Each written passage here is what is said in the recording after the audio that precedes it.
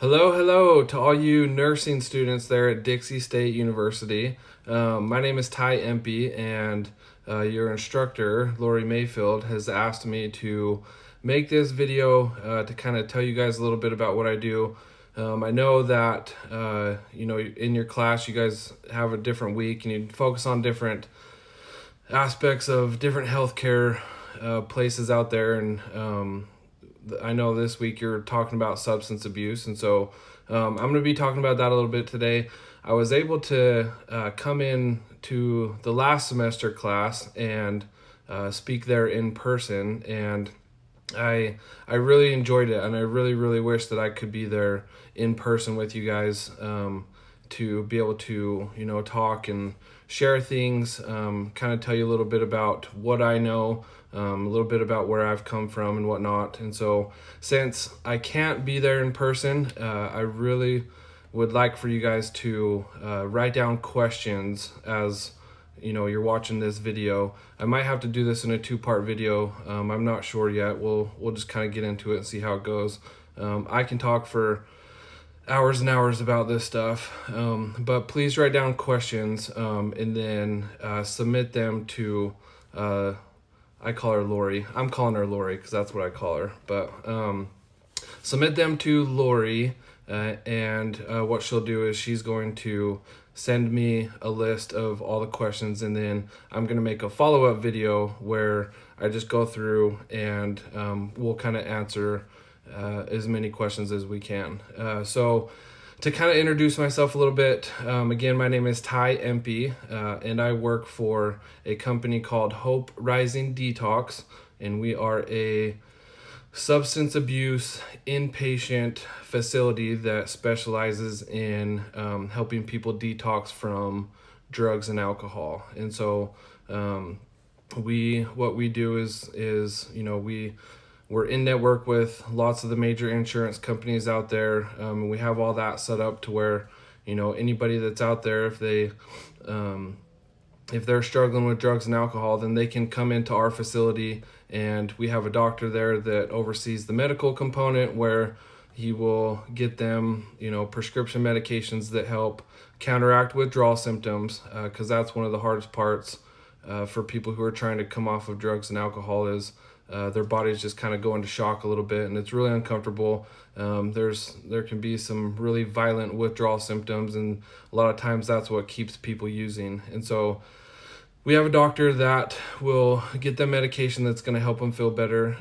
The facility is really nice. It's in a really nice house out in Hurricane, and they did a really good job at making it feel like a home, because a lot of detox places out there, they feel like a hospital, and hospitals are great and all, but like they can also be kind of not too fun environmentally wise, like when you're going through a crappy situation trying to come off drugs and alcohol. And so it's really nice to be able to provide a home type atmosphere where people can come and get clean from drugs and alcohol.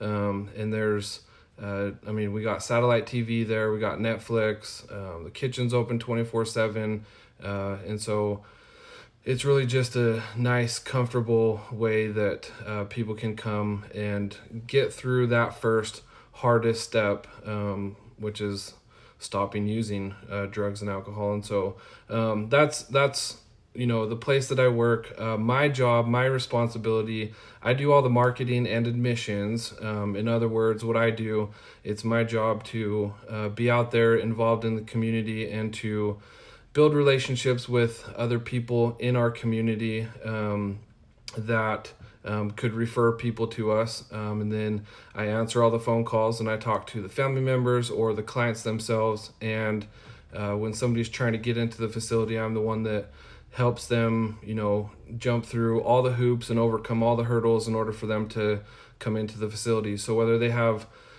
issues with money, I'll help them come up with financing for it, or if they have insurance, then I'll start working with their insurance company to get their insurance company to authorize them being at our facility. If they need rides, if they have things to do with work, or whatever.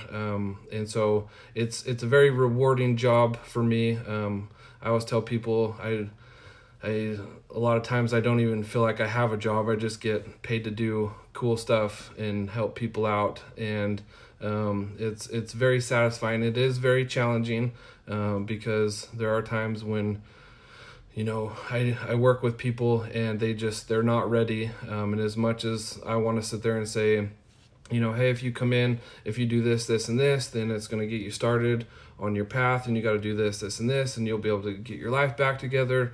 And not everybody's ready. And so I'm going to kind of talk about kind of how I got into working in this field.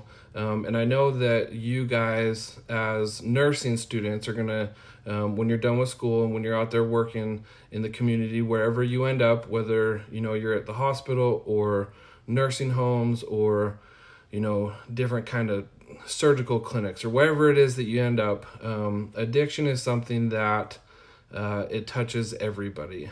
So that's kind of the overall message that I would like to share with you today. And so if there's one takeaway, please remember that. And you guys as healthcare workers, you guys often are going to be the first people that people come to when they're in crisis. Our company, we work really closely with Dixie Regional Hospital, and they refer people to us a lot.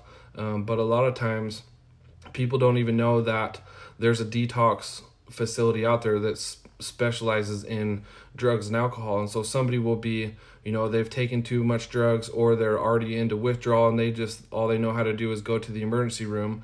And so a lot of times you guys are going to be the first people that get to deal with somebody that's in crisis. But like, to even take it another step further, I would even be willing to bet that there are a lot of you that have family members who have struggled with drugs or alcohol. It might be a parent, a brother, a cousin, an uncle, a friend. I would be willing to bet that every single one of you knows somebody who has struggled with drugs and alcohol. And so in the recovery world, a lot of times they say that, it's addiction, it's no respecter of persons, meaning that it doesn't matter if it's, a CEO of a really big company, or doctors or pilots or police officers. Not all people who use drugs and alcohol are just the people living behind dumpsters and sticking needles in their arms. Addiction can touch anybody and everybody. And so I kind of want to share my story with you. And to kind of give you a little bit of a background. I grew up in northern Utah, in Utah County. I grew up in Orem. I grew up in a very, very LDS family. Went to church all growing up. Went on a mission when I was 19 years old, and did that for a couple years. And my childhood was pretty good. Like I didn't. There was nothing really traumatic that happened to me. But the worst thing that happened to me in my childhood was my parents got divorced when I was like 12, and I didn't really understand a lot of that. I was old enough to figure out, like, something's wrong here, something's going on, but I wasn't old enough to really kind of wrap my head around that whole concept. And so there was a time there when I was around that age when I started, doing bad in school and whatnot. But for the most part, both my parents were great. It's not like I was ever abused or neglected or anything like that. We did grow up super poor. Neither of my parents had lots of money, and then they decided it was going to be a great idea to go their separate ways, and then they were even more poor on their own. And so from a very early age, I started, if I wanted money to go hang out with my friends or go do things on weekends, I had to have my own money. And so I started working at a young age, making my own money and things like that. And that's, I'm grateful for that. But, looking back, it was hard at times. But other than that, my childhood was pretty great. And like I said, I did the mission thing at 19 years old. And then when I got back from my mission, I went to college at SUU in Cedar City, and in order to pay for college, I started selling alarms for the summer, and so I'm sure some of you guys know people that have done that, and so we went all over the place. All over the country. We did a summer in Indiana, Iowa, Virginia Beach. I mean, we went out all up the East Coast, and anyways, we were knocking doors every day, and it was hard work. It was sweaty. It was hot. People were slamming doors in your face all the time, and there were guys that I was working with that were taking Adderall. Adderall was my first substance that I became dependent on. I didn't ever really mess around with drugs when I was younger. I think I tried alcohol like 2 or 3 times in high school maybe, but I never really started messing with drugs or alcohol until I was like mid-20s. I'm 33 years old now, to kind of give you some perspective, but so early to mid 20s, I was working that job, and somebody offered me Adderall because it's an amphetamine and gives you lots of energy. And so I tried that. I took it because they said, it helps you have more energy and you can, working's a lot easier. And I remember the first time that I took Adderall, I didn't get high, but I could definitely feel it like settling into my body.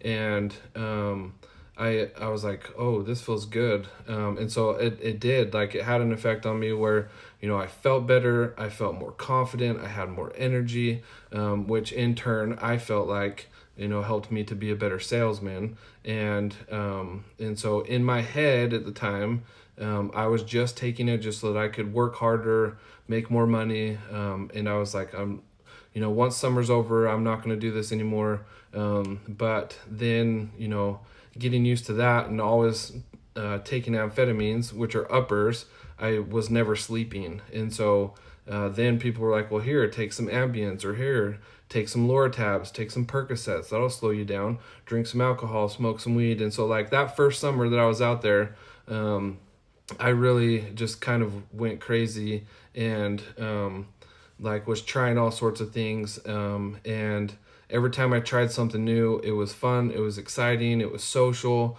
and it was completely different than anything that I had ever been taught growing up. Because all growing up, you're taught, stay away from drugs, just say no, and you'll die, or you'll get sick, you'll get AIDS or HIV or whatever, and all these kind of scare tactics. But as I started trying these different drugs, and it was fun, it was social, and everybody was doing it, and it felt good. And in my head, I was like, okay, this is just temporary. I'm not going to do it forever. But it ended up, that's how my dependency developed, because I had to have my pills to speed me up during the day, and I had to have my pills to slow me down at night. And that went on for a couple years, and then I ended up, I dated a girl in college. We got married, and she was from St. George, and so that's how I ended up in the St. George area. I never told her. My apologies for this little hiccup right here in the video. My phone started ringing and it stopped recording on me, so I have to kind of pick it back up. But in fact, like this is gonna be a good part for me to. I'm gonna take a break right here and splice the video in case I have to upload this in 2 different sections. So we're gonna end this part right here. This will be the end of part 1, and so I'm gonna start a new one as part 2. All right, welcome back to part 2.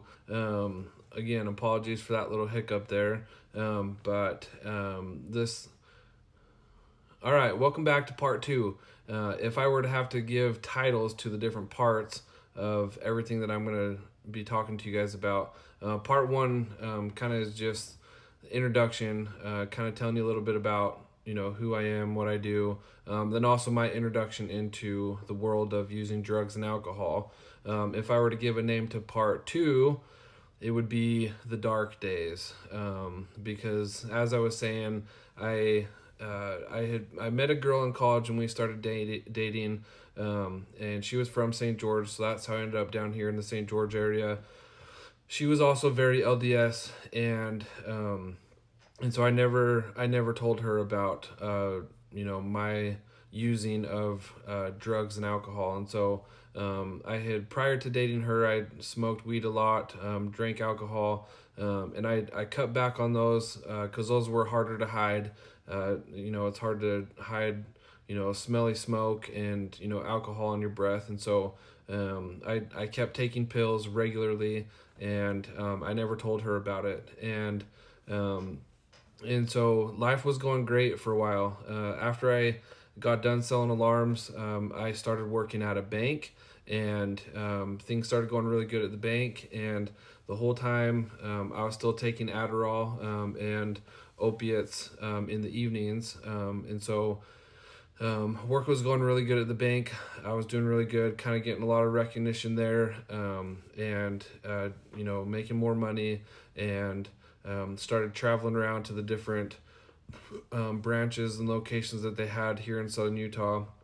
And working at the bank actually kind of launched me into my career in insurance. And so I made the switch from banking over to insurance, and I started working for the Levitt Group here in St. George. And I was selling commercial policies to really large businesses here in the St. George area. So I was working with CEOs and attorneys and accountants, and I was selling them, insurance policies that were hundreds of thousands of dollars. And so I got to sit in these meetings and talk about big deals that were worth lots of money. And that was going really well, and that's what I was going to do till the day that I died. I was going to sell insurance for the rest of my life. I had found my career, and that's what I was going to do. And everything was going great. And we bought a house, we bought a boat, we had a kid, and life was just happening. And this is all like mid 20s, and all of it happened when I was taking pills, and nobody knew about it. There was only a couple people in my life that knew that I was taking pills, and it was people that I was buying stuff from. And so anyways, I thought that I didn't have a problem, and all this good stuff was happening to me. All these good things in life were happening, and it was all while I was taking pills. And I thought that it was necessary because I needed energy, and I could work harder and make more money and all that stuff. And so I hope that kind of illustrates how deceptive addiction can be in your brain, because for me at the time, I thought that there was a legitimate purpose in me taking drugs, and that it was helping me to achieve goals and work harder and all that. And sooner or later, there was one night where I came home. I had started a little business on the side as well, and that kept me out all hours of the night. I actually was booting cars at apartment complexes here around the university, and so I'd get phone calls in the middle of the night, and I could leave whenever I wanted. And so once I started doing that, I could leave whenever I wanted, and I started smoking weed again. And there was one night where I had taken a handful of pills, and I had smoked weed like right before I went back in my house, thinking that my wife was going to be asleep, because she normally was. And I went inside, and she was awake. She was like up going to the bathroom or something, and she tried talking to me, and I just was trying to avoid her. And then all of a sudden, she's asking me, "Why are you acting so weird? Why are you being so different?" And I just tried to avoid her. I tried going in the kitchen and getting food, and then she'd follow me into the kitchen, like, "What are you doing? How come you're avoiding me?" And I was like, "Nothing. I'm just tired. I just need to go to bed." I went and jumped in bed, and she's like ripping the blankets off, like, "How come you're not talking to me? Why are you being so weird?" So finally, that was the first time that I had to come clean, because I couldn't explain my way out of it. So like I told her, I had smoked some weed and I took some pills. And I remember looking back, like I immediately went into lying about it. I was like, "It's not a problem. I didn't take very much. I never do it. I'll never do it again." And I started trying to control what she knew and, what she thought about the situation. And from then on out, the relationship became really toxic, and she tried to control everything that I did. She always wanted to know where I was going, who I was with, what I was doing, like everything. And so, for me at that time, I would do, I would jump through all her little hoops, and would do anything I could just to, build up some trust. And I could stop taking pills. I could stop smoking weed, and I could stop doing drugs and alcohol for a while. And it was just to get enough trust built back up to where, like I could have a little bit more freedom to start doing it again. And looking back, like I look at those times, and whenever I did have my times when I would stop for a while, it wasn't because I ever wanted to stop. And all it did was it just kind of reinforced the idea in my head that I could stop using whenever I wanted, and that it wasn't a problem, and that I was in complete control and I could turn it off and I didn't have to use. It was just something that I like to do. And so I could stop for, as long as I needed to get her to kind of back off a little bit. I eventually got caught again, and that was kind of strike two. And then I started getting high at work, and there was one day I went to work and I was supposed to be on a conference call, and so I smoked weed, taken pills right before, and I just hurried and went in the office, closed the door, and I was supposed to be on this conference call. And my boss came walking in a short time after. I guess he was standing there for a while, and was trying to talk to me, and I wasn't paying attention to him. And then finally he was just like right there in front of me, and he could smell it, he could see my eyes were all red, and so he kind of knew something was going on. So I had spilled my guts there and told them everything, and told them I was having all these troubles at home and life was just stressful and it's not a problem and all that. And they sent me home for that day, but said I had to come back the next morning. And so the next morning, when I went to work, there was somebody from the corporate office that was there to fire me. And I remember that was one of the scariest times of my life up to that point, because I had to then call my wife and tell her that I'd gotten fired from my job, and that I no longer had a job. And she had quit her job a year or two before that, and so she wasn't working. I was the only person working. Our kid was probably about getting close to 1 year old at this point, and so she was like, okay, you need to move out. You need to go get this figured out. I want you to move out. We're not getting divorced. We're not, nothing like that. I need some space. You got to get this figured out. You can still come hang out. And so I ended up having to move into a little studio apartment. And at that time, when I should have like gotten everything all figured out and under control, I was at this apartment, and it was the complete opposite for me. Like I felt like I had more freedom because there was nobody there. And I started drinking. I started doing all sorts of stuff, and I stopped showing up to hang out with my son, or I would show up and I would be high.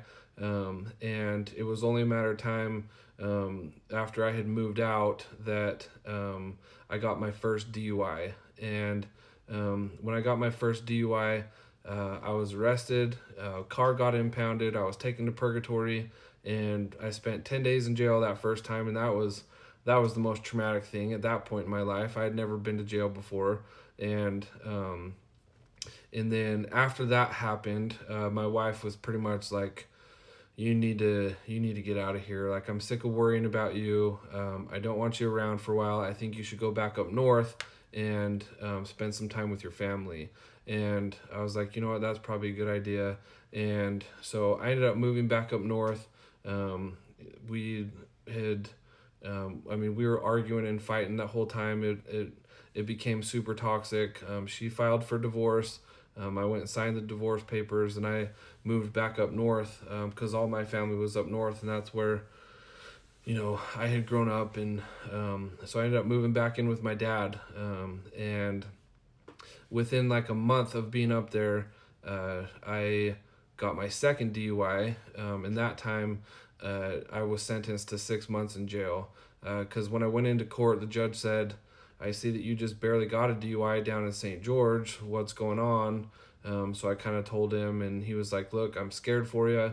It looks like you're in a place right now where you're not able to stop on your own, and so I'm sending you to jail for 6 months." And so I got sentenced to 6 months in Utah County Jail, and that was where things kind of took a big turn for the worst, because when I got out of jail, I hadn't used drugs or alcohol for 6 months, but I spent that whole time locked up with guys that did harder drugs. And so when I got out of jail that time, I started hanging out with guys that I was locked up with, and it was only a matter of time before I got introduced to heroin and meth. And it ended up being something that just completely overtook my life, and was using it every day. My license was suspended. I didn't have a driver's license, didn't have a car, didn't have a job for a long time, and it started stealing stuff. Ended up on probation with 7 felonies, and the first time I had a probation officer, that was a trip. I remember when I first got my probation officer, I went and met him, and he was this former military guy, and he was just really short and kind of a jerk to me, and I was like, what is going on? And so anyways, being on probation was hard, but like I quickly figured out that I only had to go see him like once every 30 days, and so I'd use heroin and meth, and drink alcohol, whatever I could get my hands on, and then right before I would go in to see him, I would stop using other drugs because I knew I was gonna have to drug test, and then I would huff air dusters, drink cough syrup, do whatever I could to just get high and stay high, right before I was something that wasn't going to show up in a drug test. And it was only a matter of time before that all came crashing down, and he started figuring out what I was doing. I went to jail a couple other times on random public intox or paraphernalia or probation violations, and so it was just a constant in and out. And jail just kind of became like a regular thing for me. It wasn't necessarily like a punishment anymore because I was so used to it. And I did that whole game in and out of jail on probation for a couple of years. But those 2 years prior to me getting clean, after I had gotten divorced and prior to when I had gotten clean, that was the darkest days of my life. And I could tell you hundreds of stories in that amount of time about all the stupid stuff that I did and all the pain and misery that I went through and all the bridges that I burned and people that I hurt. But I don't have all the time in the world, so I'm gonna cut this right here, and we're gonna do a part 3. So come back for part 3.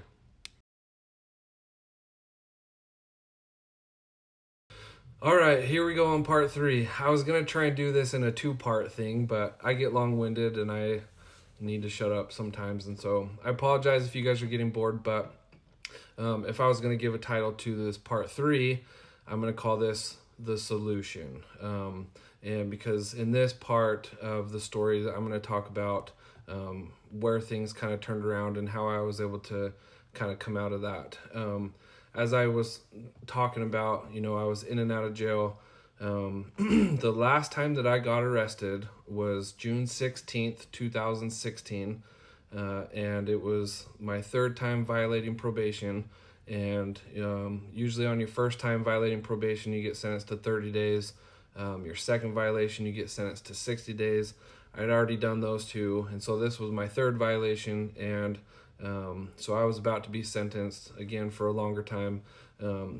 when I went in for sentencing, the judge, he said, you know what, you've been doing this too long now. And so he sentenced me to another 6 months in jail.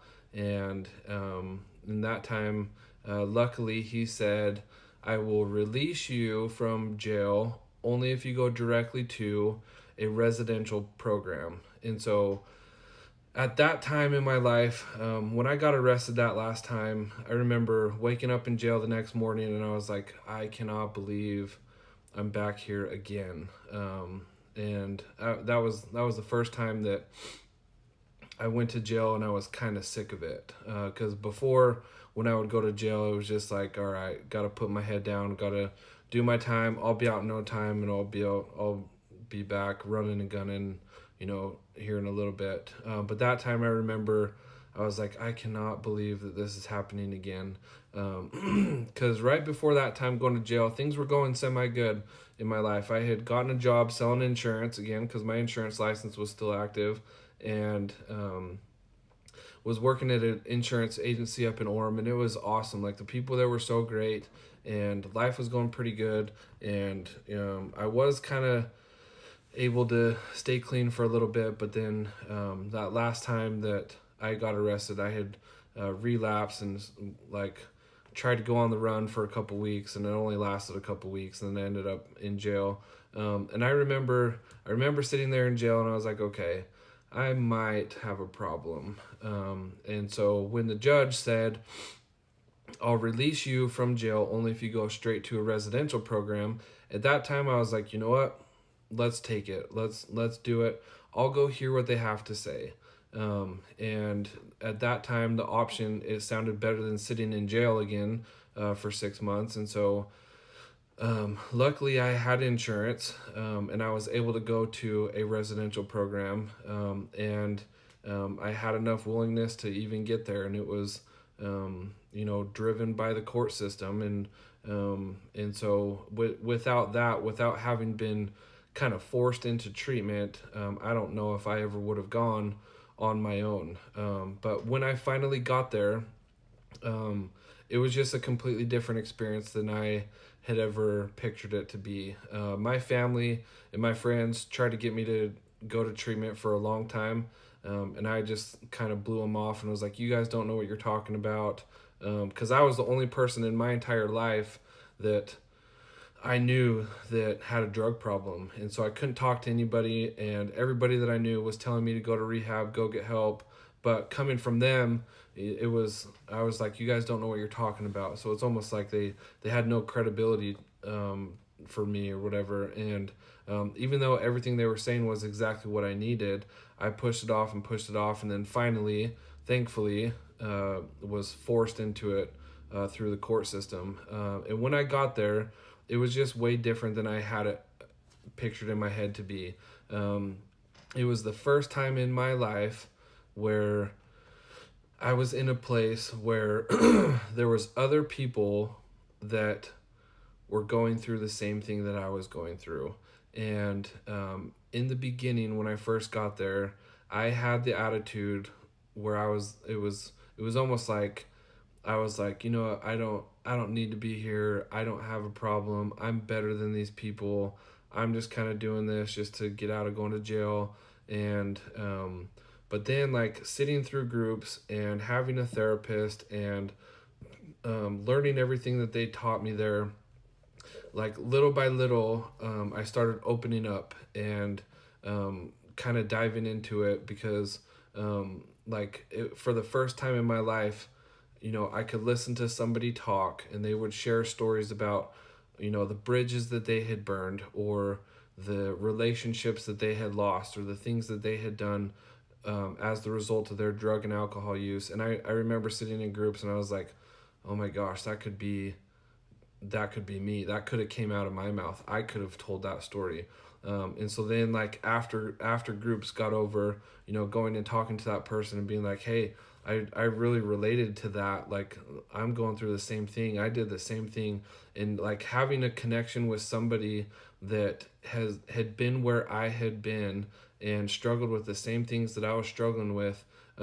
It was all just it was all just magic to me, because you had professional therapists there that would facilitate these conversations with people that were all in the same, you know, situation in life. And we would have one-on-one sessions where, a therapist would work with just me and would just get to know me and talk to me about, okay, tell me about what's going on in your life.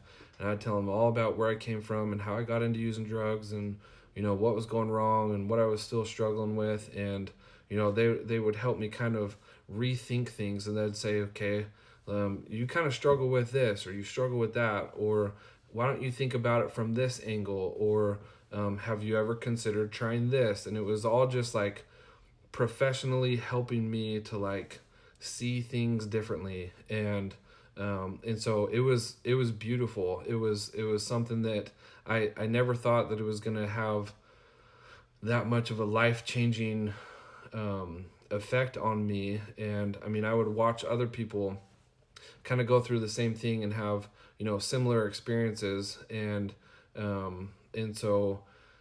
after being in that residential program, they had recommended that I go to an outpatient program and get into a sober living house, which I did.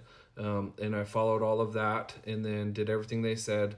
And before you know it, I had, 6 months clean. I had 9 months clean.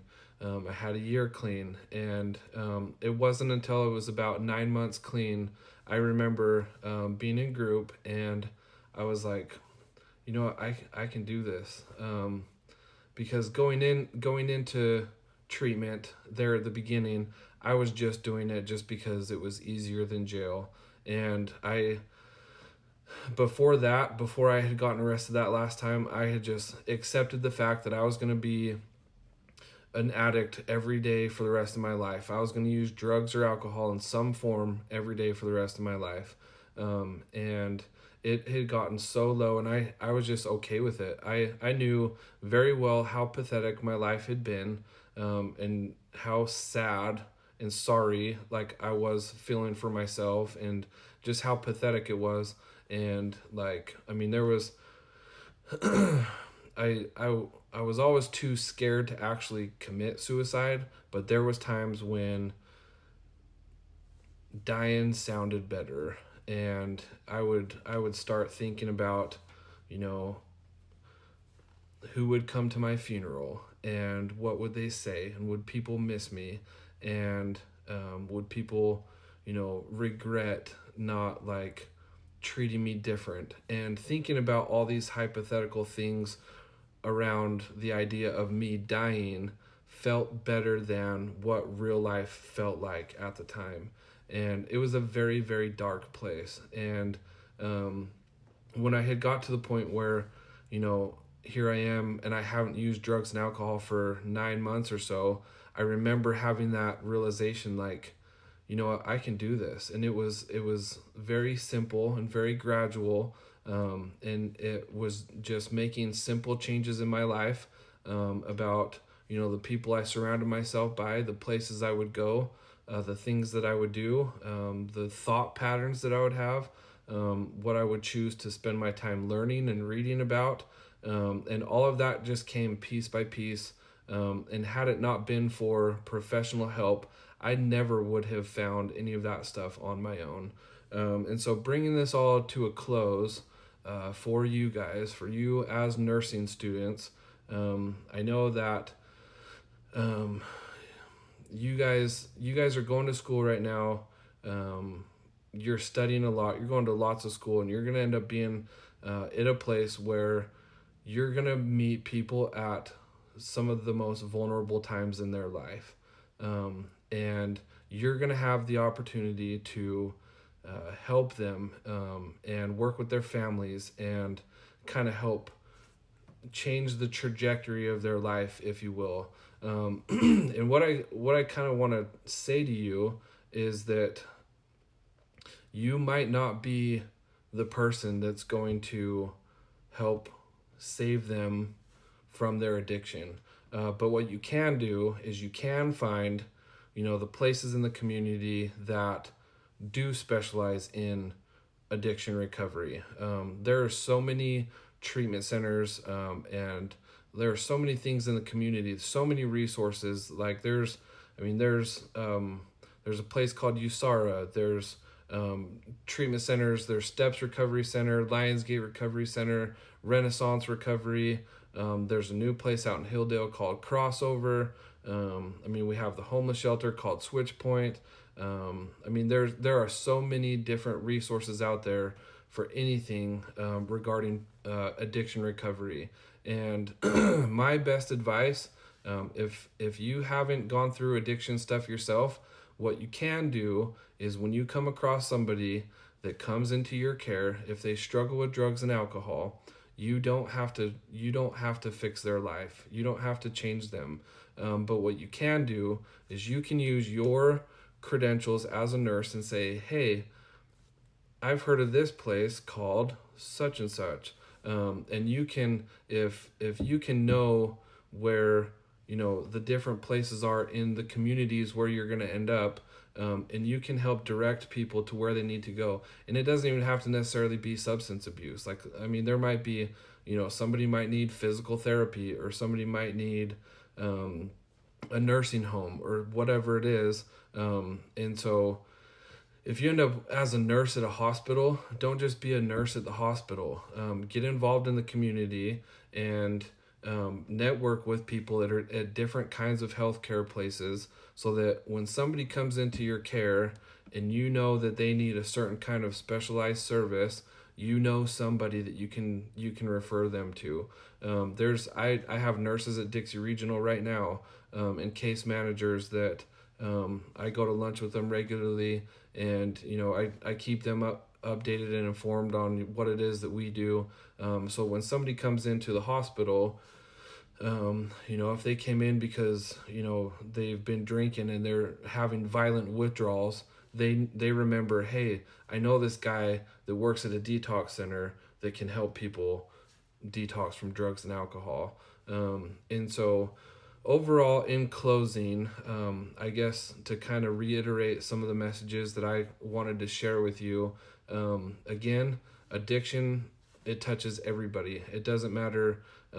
It doesn't matter who you are, where you come from, what your background is, male, female, old, young. It will affect anybody and everybody. And so you really never know what people are going through. Just keep an open mind to that. If you find out that somebody's struggling with it, it's okay. They're not bad people. Some of the best people that I've ever known are people that have struggled with addiction.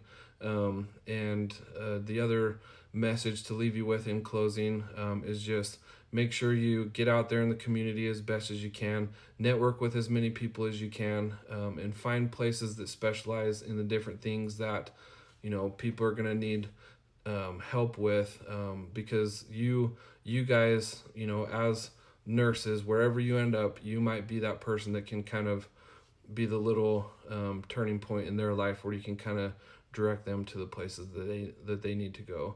So I'm going to go ahead and end this here. Otherwise, I could keep talking all night. But again, please submit your questions to Instructor Mayfield, Lori, and then let's do a follow-up video and I'll answer as many questions as I can. Good work, you guys, and we'll talk to you again soon.